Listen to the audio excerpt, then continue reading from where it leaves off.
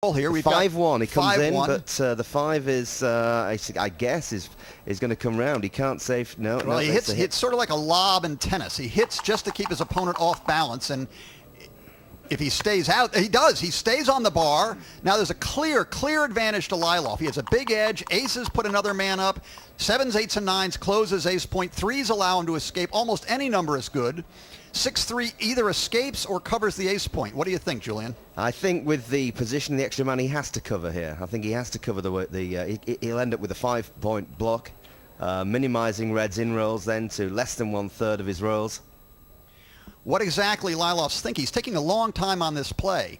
Now, what he's actually probably thinking about is not what the best play is, but what's he going to do with the cube if Madsen stays out? That's what I'd be thinking about. I make this play because on any number but a 3, there, Madsen stays out. Now, I believe Liloff's planning to double here. He's going to redouble the 4. Now, he's taking some time, probably more like a poker bluff, to not let Madsen know he had planned this in advance. And there it is. The cube's gone to 4. What happens now?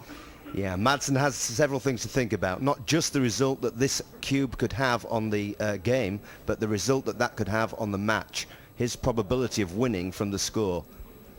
It doesn't look good. This is it's not just a matter of whether Madsen has enough chances to win the game or not. And you can see from the diagram on the screen, he's taken the double. I think this is a mistake. He's got a good chance to win the game, but if he loses it, he could easily lose a gammon, a doubled game, and lose not 4 points, but 8 points. Let's see what happens. An ace hits, a 3 escapes, and he rolls 5-2, does nothing. Now, it's critical each roll here for Madsen to get in with a 3 and get moving again. He rolls 2-5. He's found 3-6. He's escaped. Absolute best shot. He's out now. Now there's Liloff's chances of winning are huge. Madsen really needs a 3 to try to get in and maybe get lucky and hit his shot before Liloff can get his checkers home. He stayed out again. Liloff's rolling home unimpeded. This time with 6-3. He's just looking to get his checkers home safely without leaving a combination shot. A combination shot meaning both dice are needed to hit, like in with the 3 and then out to hit something in the outfield. So far, he's not left any opportunities. And remember the effects of scoring of the cube now. If Madsen fails to take one of his checkers off before Liloff removes all of his, he loses 2 times the face of the cube. That will be 8 points at this score.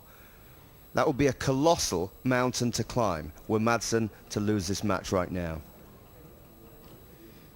Okay, now Liloff has an awkward roll. He's looking to take a chance and leave perhaps a 3-6 or a 3-5 combination shot in exchange for having it easier later on. So it's, do you pay me now or do you pay me later? And I think he's looking at the correct thing. He's looking at some fine details about how to play his ace, and I think this one's right. This one gives him the most diversification. He's taking a chance now. 3-6 by Madsen will completely turn the game around.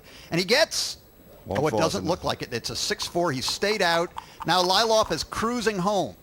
Yes, it looks like Liloff's going to take all his checkers into the home board, ready for the bear-off without leaving a shot. The key question will be, can he avoid leaving a shot in the bear-off? At this point, there's still a small chance, if Madsen gets in quickly, that last checker may not get home. Now he's thinking now, he's ready, a very small number, and Liloff might not be able to get home. Let's see what it is. Yeah, a cute little 1 there as well by Madsen, taking a man from the 7 into the 6. That's not about position, that's about trying to avoid losing that double game. What's called a crossover, the 1 was a very useful play in that position. Now Liloff's taking some time here. The obvious play is just to take a checker off. And that's what he does. He's got all 15 men home. He's now allowed to start taking checkers off. The key will be, over the next several rolls, not so much what's happening with Madsen, who's going to try to bring his spare checker around and build up his home board points, but what's going to happen with Liloff. Can he clear his back points without leaving a shot? And that's 6-3, that's the beginning of those problem rolls. High numbers with a 3 are the things he wants to avoid. If you look at the position, another 6-3, that's the thing that will start to break or leave a shot. Actually, for a Liloff. 6-3, a 6-5, a 6-4, double 6s, double 5s. There's a lot of shot rolls here which leave a shot. What's he get? He gets 6-3. Oh my God, it's one of his worst. It's one of his worst, Julian. What does he do with the 3? He has to leave a shot. Which one should he leave? Bearing from the back is the usual principle, which will be 5-2. Must be, I think, the play he makes, yeah. Okay, now a deuce could swing the entire game. If Madsen can roll a deuce, if he can roll a 2, he'll hit the blot. He's got the better part of a block. He's done it. He's done it, Julian. He's hit the 2 and also covered his own 2-point. Lilov, from almost counting on 8 points here, is now in a situation where he faces having the cube back.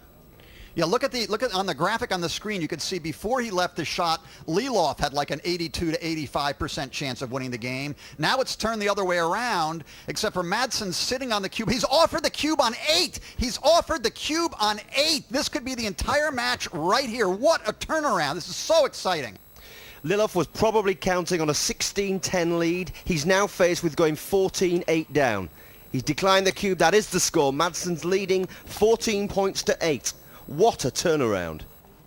Lilov is down, but is he out? There's still a little bit of time left here where he might be able to stage a rally. 14-8 is not necessarily insurmountable. Unfortunately, there was no comeback for Lilov, and Madsen's online entry fee of $35 is now worth at least $60,000 as he joins the semi-final. How was the match for you? Very tough match, very tough opponent, many difficult decisions. I'm exhausted. The Final Four has everything you can ask for, with the internet qualifier Madsen taking on the world #1 Ballard in the top half and German on German in the bottom. The experienced Jonas against qualifier Andreas Martins. Well, Roxanne, when the stars come out, the boards get put away. But there'll still be 4 players dreaming about the PartyGammon.com million tonight. For the rest of us, it's the steel drums, the island music, and a bottle of rum. Join us next time for more of the PartyGammon.com million.